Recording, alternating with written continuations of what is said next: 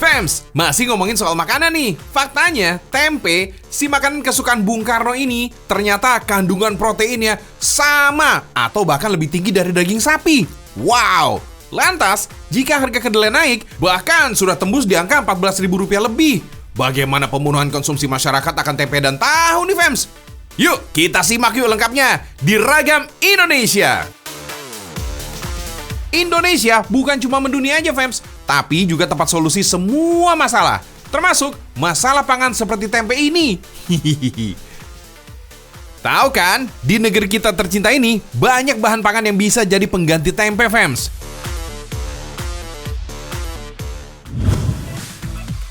Makanan yang paling ramah pencernaan sekaligus kantong, ya jelas tempe dong. Iya, sekarang tempe nggak cuma dibuat dari kacang kedelai aja loh. Ada tempe yang terbuat dari kacang koro pedang. Ada juga nih, tempe mix yang dibuat dari kacang koro, kacang hijau, kacang kedelai kuning, dan kacang kedelai hitam. Mantap, Fams! Pertama, kita cuci dulu nih kacangnya sampai bersih. Kacang yang dipakai adalah kacang organik yang dikirim dari Wonosari, Gunung Kidul. Kacang koro pedang sendiri mengandung 27,4% protein, antioksidan, serta vitamin B1 dan B2. Wah, ini ideal banget deh sebagai alternatif bahan baku pembuat tempe, Fams. Tahap selanjutnya adalah perendaman kacang. Berbeda dari kacang kedelai kuning yang hanya direndam semalaman, kacang koro pedang ini harus direndam selama 3 hari. Air rendamannya ini juga harus diganti setiap 6 jam sekali nih, Fams. Karena kacang koro ini mengandung zat sianida yang bisa membuat kita pusing, mual, bahkan muntah-muntah kalau nggak diolah dengan benar. Selain itu, perendaman ini juga sekaligus jadi proses pengasaman. Pengasaman ini untuk melancarkan pertumbuhan jamur pada saat fermentasi tempe nantinya. Kacang direbus kurang lebih 2-3 jam aja. Fungsinya untuk mematikan bakteri agar lebih higienis. Selain itu, proses perebusan ini berguna untuk membuat tekstur kacang menjadi lunak. Jadi lebih mudah diolah, Fams.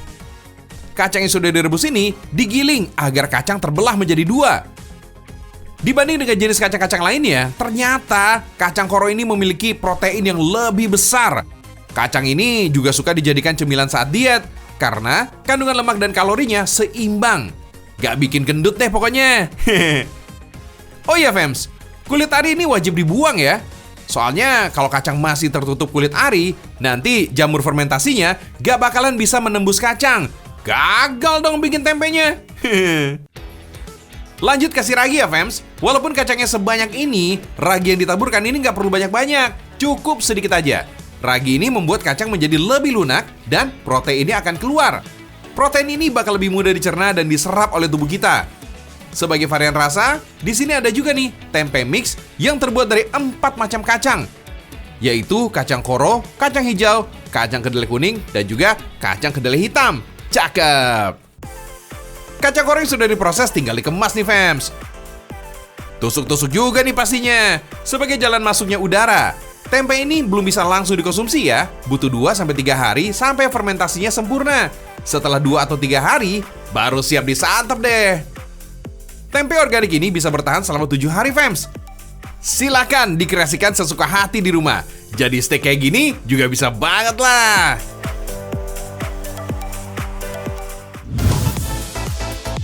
Masih tentang isu kedelai yang naik, harga daging juga masih menjulang tinggi nih, Fams. Nah, Joy kasih nih rekomendasi olahan daging yang super enak, tapi harganya irit, Fams. Waktunya daging nabati beraksi. Wuih, daging rendang nabati, apalagi tuh? Yang pasti olahan pengganti daging, Fams. Daging nabati dibuatnya juga dengan kedelai sih, Fams, tapi nggak banyak kok, karena ditambah campuran jamur. Ini dia nih, jamur-jamur yang akan disulap jadi daging rendang. Yang kita pakai jamur shiitake, Fams. Bagian yang dipakai ini juga cuma bagian batangnya aja, Fams. Soalnya bagian ini punya tekstur berserat seperti daging. Cuci jamur yang sudah disortir. Lalu, masukkan deh ke mesin untuk dipipikan. Tujuannya, biar serat jamur ini terbuka. Jamur harus kita rendam dulu ya, Fams. 3 hari 3 malam. Oh my wow! Baru deh, Fams, masuk, jamur digiling. Campurkan kedelai juga ya, Fams. Kasih bumbu juga, biar rasanya mirip daging. Tinggal cetak deh adonannya. Daging nabati dikukus dulu, Fams, 95 derajat Celcius sampai matang. Wait, belum kelar nih. Biar tekstur daging nabati terasa renyah, setelah dikukus, daging nabati kita goreng fams dengan api panas. Tapi nggak lama ya, beberapa menit aja, baru bisa kita olah jadi rendang. Gas fams! Tekstur daging nabati ini lebih mudah menyerap bumbu ketimbang daging biasa. Jadi nggak perlu terlalu lama nih memasaknya. Cukup 45 menit aja sampai bumbu rendang mengental. Irit gas juga kan fams? Hihihi. Karena sudah matang, penyajian rendang nabati cukup di rumah aja nih dihangatkannya nih fams. Lalu langsung disantap. Cakep! Jamur shiitake sendiri ini memiliki kandungan asam oksalat dan senyawa penting lain yang bisa digunakan tubuh untuk melawan bakteri dan virus fams. Sakti nggak tuh?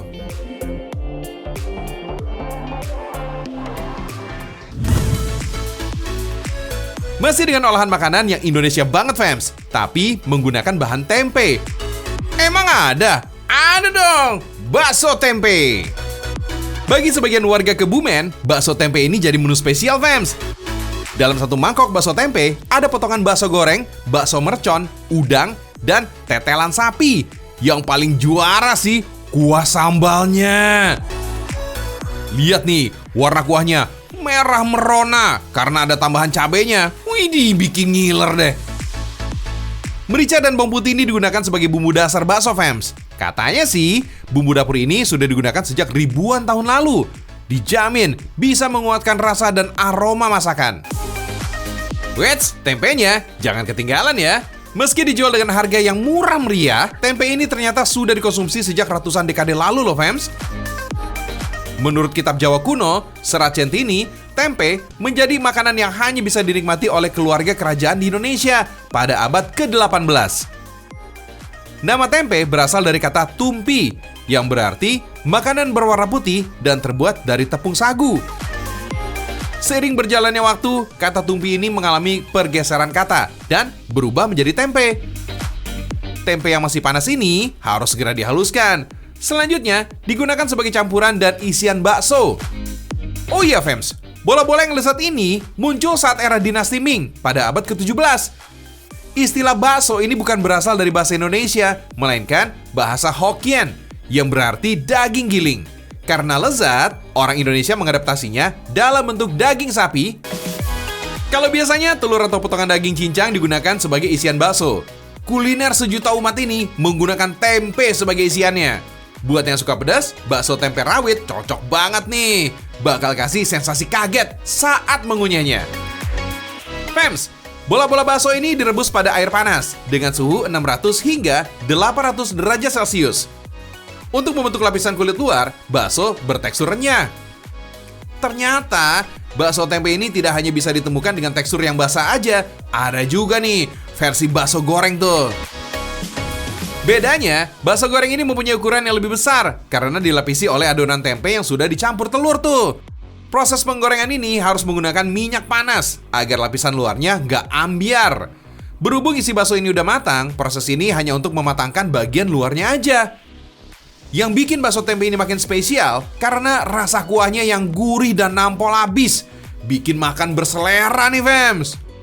Di balik sensasi berasnya, cabai ini ternyata masuk dalam jenis tanaman obat. Capsaicin pada cabai bisa sebagai obat penahan rasa sakit. Cabai juga bisa meredakan gangguan paru-paru, mencegah timbulnya batuk, penggumpalan darah, dan lainnya. Jangan lupa beri tetelan daging sapi untuk memberikan rasa gurih pada kuah bakso. Pilihannya bisa lemak, urat, atau potongan kecil daging sapi. Nah, kamu juga boleh nih fams, tambahkan udang supaya makin gurih. Waduh, warna merahnya menantang banget fams. Ternyata dari lembaran-lembaran tempe yang menjadi makanan orang desa bisa juga nih dijadikan kreasi menu yang menggugah selera ya fams. Wah, ini wajib dicoba nih fams.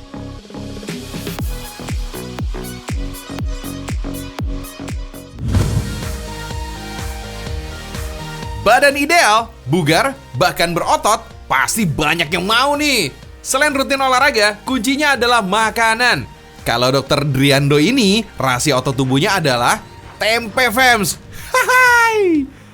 Masih muda nih, lulusan S3 di Amerika Serikat, tapi tetap doyan banget sama tempe. Driando rutin makan tempe sebagai sumber protein untuk tubuh. Wah, protein nih yang bikin otot makin jadi saat berolahraga. Dokter muda lulusan University of Massachusetts ini besar di keluarga ilmuwan pangan, fams. Gak cuma suka makan aja, Driando juga mengkampanyekan tempe melalui gerakan Tempe Movement bersama kakek dan ibunya. Jadi memang tempe ini sumber protein yang bergizi, ramah lingkungan, terjangkau, dan terutama enak. Fams, gerakan Tempe Movement menggunakan banyak cara untuk mengenalkan tempe sebagai superfood melalui workshop, kelas pembuatan tempe, dan promosi lewat sosial media juga nih, fams. Kampanyenya bukan cuma di Indonesia aja, tapi sampai ke luar negeri. Udah ada 13 negara yang ikut dalam gerakan Tempe Movement. Di luar negeri, pengenalan tempe ini disesuaikan dengan gaya hidup setempat. Misalnya, tempe dibuat jadi patty burger dan kebab strips. Wow, kuliner Indonesia mendunia banget kan, fams? Ternyata, mengenalkan tempe ke luar negeri ini gak sesulit yang dibayangkan. Justru, lebih sulit mengkampanyekan tempe pada masyarakat Indonesia. Loh, kok gitu sih? Nah, kalau di Indonesia, tempe ini sudah melekat dengan paradigma seperti makanan orang kecil, makanan orang kurang mampu begitu ya. Nah, jadi ini yang perlu dibongkar dan ini cukup menantang.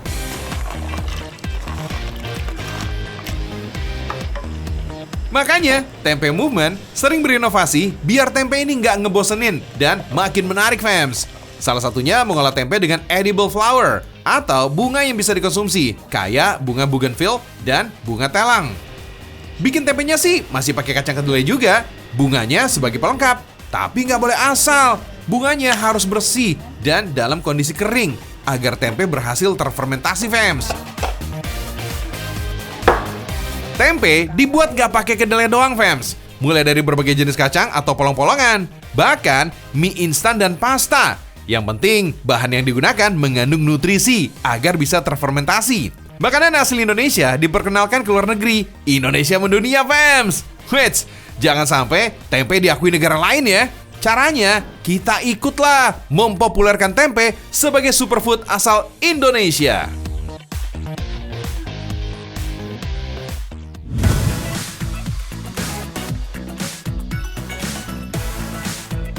Olahan kedelai yang satu ini merupakan pemanfaatan bahan hingga ke ampasnya. Haha, biar semakin ekonomis itu harga makanannya, fams. Nah, ini dia nih olahan yang dibuat dari ampas tahu. Iya, tampilan brownies yang menggoda ini terbuat dari ampas tahu, fams. Bahan-bahannya sama kok dengan pembuatan brownies pada umumnya. Yang spesial sih ada tambahan ampas tahu, fams, yang membuat tekstur lembut pada brownies. Menurut sejarahnya, brownies diperkirakan muncul pada tahun 1893. Ada yang bilang nih, munculnya brownies disebabkan seorang koki yang lupa memasukkan pengembang kue ke dalam adonan.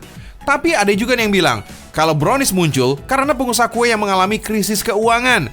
Dengan modal terakhir, ia membuat kue coklat dengan resep yang berbeda. Alhasil, dia kecewa karena kue coklatnya tidak sesuai dengan harapan.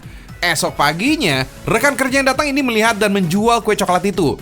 Para pelanggan mengira kalau kue itu resep baru, fams. Rasanya yang enak membuat para pelanggan ini memesan kembali kue coklat itu. Kalau sekarang sih, brownies makin berkembang dengan berbagai inovasi. Setelah dituang dalam loyang, kukus adonan selama 30 menit, fams. Pastikan tidak ada adonan yang basah dan matangnya sempurna, fams. Nah, brownies kukus tahu ini bisa langsung disantap selagi hangat, fams. Biar makin cantik, tambahkan topping seperti coklat leleh atau keju. Sesuaikan dengan selera kamu aja deh.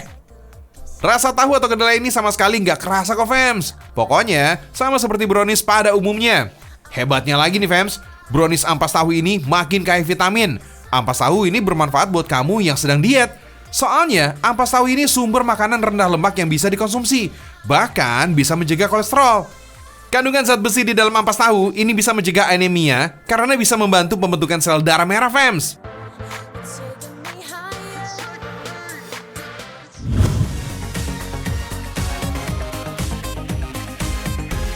Widih, pagi-pagi udah semangat olahraga aja nih. Bukan, fams. Mereka bukan lagi fitness, tapi menggiling, fams. Penggilingan kacang kedelai untuk tahu di sini masih dilakukan dengan tenaga manusia, fams. Meski banyak peralatan modern dan canggih, penggunaan watu giling ini masih dipertahankan sampai sekarang loh. Sudah 100 tahun loh umurnya, fams. Oh iya, jangan lupa kedelai disiram air agar bisa menghasilkan sari pati kedelai, fams. Saat batu diputar, kedelai bisa dilumatkan secara maksimal. Gak cuma menghasilkan tekstur yang pas saja, alat ini juga bisa nih menjaga cita rasa tahu yang khas. Oh iya, usaha pembuatan tahu takwa Mbah Kacung ini berada di Jalan Trunojoyo, Kecamatan Kota Kediri. Dalam sehari, produksi tahu takwa di sini bisa mencapai 15 kg kedelai berkualitas. Totalnya bisa menghasilkan 28.500 potong tahu takwa. Banyak banget, fams! Kuali raksasa ditanam dengan semen agar menempel dengan tungku. Bahan bakarnya juga masih memakai kayu lantoro dan kayu mahoni agar cita rasa tahu takwa lebih otentik. Di balik namanya yang fenomenal, tahu takwa ternyata memiliki hak paten yang menjadi ciri khas Kediri loh. Tahu ini sudah melekat oleh masyarakat Kediri dan menjadi panganan khas sejak puluhan tahun yang lalu. Ada juga fakta menariknya nih. Tahu takwa memiliki tekstur yang kenyal dan tidak mudah hancur karena proses yang berkualitas membuat tahu takwa bisa langsung dikonsumsi. Ngomong-ngomong, fams, sebenarnya tahu adalah panganan khas Tiongkok yang sudah ada sejak zaman dinasti Han, sekitar 2200 tahun lalu. Oh iya, tahu takwa juga disebut dengan tahu kuning karena berwarna kuning dari kunyit dan garam. Uniknya lagi nih, kunyit yang dicampurkan memakai saringan dari bambu, fams. Kunyit kemudian disiram dengan air rebusan. Tuh, keluar deh saripati kunyitnya. Tahu takwa yang sudah jadi siap dipasarkan nih, fams. Seiring perjalanan waktu, olahan dan jenis tahu ini terus berkembang, fams. Salah satunya, tahu takwa yang memiliki tekstur dan rasa yang berbeda. Ciri khas inilah nih yang membuat tahu takwa banyak dicari orang dan dijadikan oleh-oleh khas Kediri.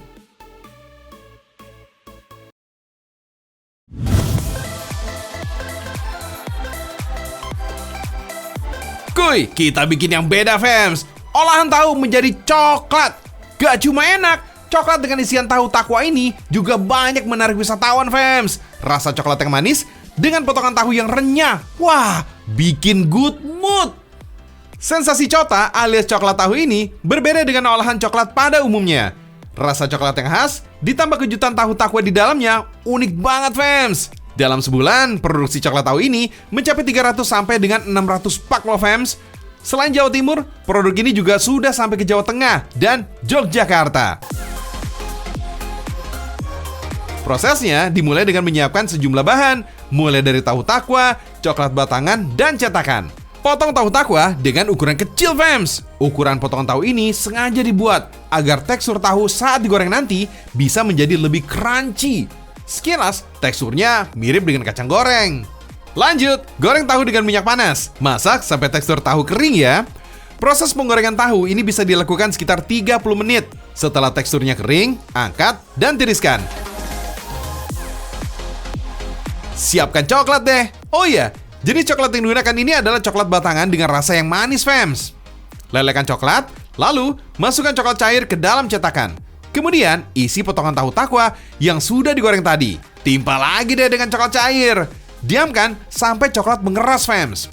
Olahan coklat sangat populer di Indonesia. Berdasarkan data Nielsen, coklat menempati posisi keempat dari 5 camilan favorit di Indonesia setelah keripik kentang, biskuit, dan permen. Wait, ingat, coklat tahu ini hanya tahan sekitar 5-6 bulan lamanya.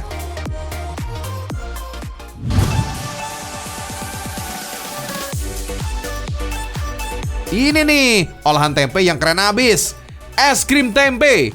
Kandungan kalsium pada es krim ini ternyata bisa memperkuat daging dan tulang. Sama seperti coklat, es krim juga bisa memperbaiki mood, fams. Tempe yang digunakan untuk es krim harus dipastikan sudah bersih agar terhindar dari bakteri. Tempe kemudian di blender untuk membuat teksturnya halus dan lembut.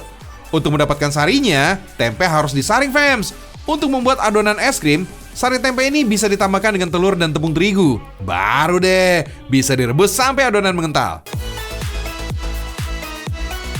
Fams, adonan es krim tempe yang sudah dingin kemudian diaduk lagi dengan mixer agar bisa mengembang sempurna. Untuk menambah rasa, bisa ditambah dengan creamer kental manis, fams. Ada beberapa rasa es krim tempe yang bisa dipilih. Salah satunya ada coklat yang sudah dilelehkan. Fams, adonan es krim ini kemudian diletakkan ke dalam cup-cup kecil dan disimpan ke dalam freezer sekitar sehari semalam deh, sampai teksturnya berubah menjadi beku. Jadi deh, satu cup es krim tempe ini dijual dengan seharga Rp5.000 aja, fams. Hehehe, keren ya, bisa menikmati tempe dengan inovasi baru.